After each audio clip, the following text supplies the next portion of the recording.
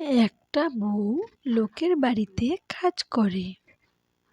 একদিন কি হলো, দিদি দিদি গো, কি হলো?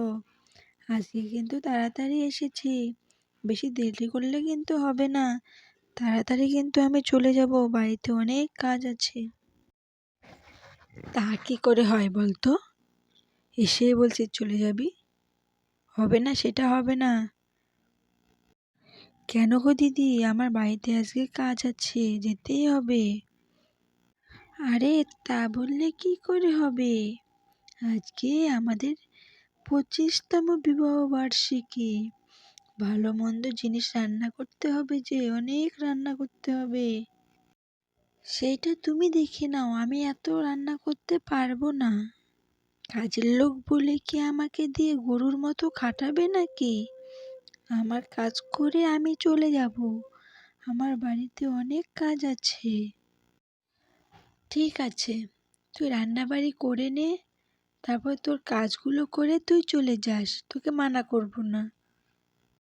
বাড়ির মালকিন কিন্তু এই কথা বলল কাজের বউটাকে। এই কথা বলেই কিন্তু মালকিনটা কিন্তু ঘরে চলে গেল, আর কাজের বউটা রান্নাঘরে দাঁড়িয়ে দাঁড়িয়ে বলছে, কখন গেল? আমি বললাম আমার আজকে তাড়াতাড়ি বাড়িতে যেতে হবে, তাও বুঝতে পারলো না। গরিবের কষ্ট কি ওরা বুঝবে নাকি? আমার বলাই ভুল হয়েছে। ওরা তো বুঝবে না, ওদের কাজ ঠিকই করিয়ে নেবে। তাহলে বললো অনেক কাজ করতে হবে, তাহলে তো তাড়াতাড়ি নিয়ে এসে দিলেই তো পারতাম রান্না করতে। এখনো কিচ্ছু এনে দিল না। এই কথা বলতে না বলতে বাড়ির মালকিনটা কিন্তু চলে আসলো রান্নাঘরে। তারপরে বলছে, এই নে, তাড়াতাড়ি করে রান্না করে নে, তোর বলে বাড়িতে তাড়া আছে। বললাম না আজকে আমাদের 25তম বিবাহ বার্ষিকী, তাহলে তোর দাদাবাবুকে অনেক কিছু রান্না করে খাওয়াতে হবে, তো তার জন্যেই একটু দেরি হয়ে গেল। ওর জন্য অনেক কিছু নিয়ে আসলাম, সবজি বাজার। তুই ফটাফট রান্না করে নে। আমি যাচ্ছি, তুই রান্না কর, আমি ঘরে চলে গেলাম। পারবো না আমি এত কিছু রাঁধতে। আমি বললাম তাড়াতাড়ি যাব, আমাকে এতগুলো জিনিস রান্না করতে দিয়ে গেল। আমার কি সংসার নেই নাকি? ওর জন্য মনে হয় কাজই করব না, কিন্তু কি করব, পেটের জ্বালায় আসতেই হবে। ঠিক আছে, যতক্ষণ পারি করি। এই কথা বলে কিন্তু কাজের মহিলাটা কাজ করতে লাগলো।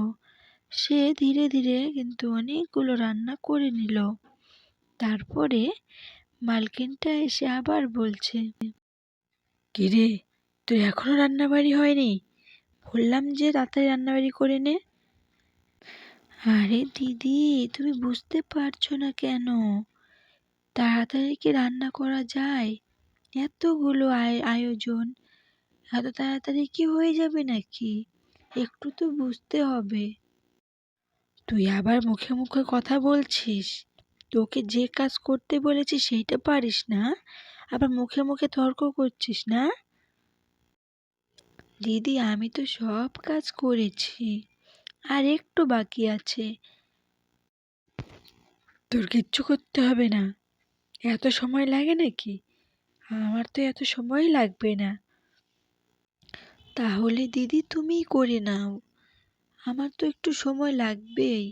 তোমার যদি এত তাড়াতাড়ি হয়ে যায় তাহলে তুমি করো, আমি তাহলে বাড়ি চলে গেলাম। আরে, বললাম না তোর কাজ তুই কর, এত কথা কেন বলছিস? যত কথা বলবি হাত চলবে না, ফটাফট রান্নাবাড়ি কর, তারপরে বাড়ি চলে যাস, মানা করব না। মুখে মুখে আবার তর্কও করছে, সাহস কত! কাজের লোক হয়ে এত সাহস ওর! দাঁড়া, তোর সাহস দেখাচ্ছি। আরে ধুত্তে রে, আমি কাজই করব না, চলে যাচ্ছি আমি। তোমার বাড়ি না কাজ করলে কি আমি খেতে না পেয়ে মরে যাব? তোমরা তো সেটাই ভাবো, কাজের লোক কেন কাজ করবে না। কাজ আর করছি না, থাকো তুমি তোমার বাড়ি ঘর নিয়ে আর তোমার বিবাহ বার্ষিকী নিয়ে। আমি চললাম। এই বলে কিন্তু কাজের মহিলাটা কিন্তু বাড়ি থেকে চলে গেল। বাড়ি থেকে চলে যাওয়ার পর সে তার নিজের বাড়িতে এখন পৌঁছে গেল।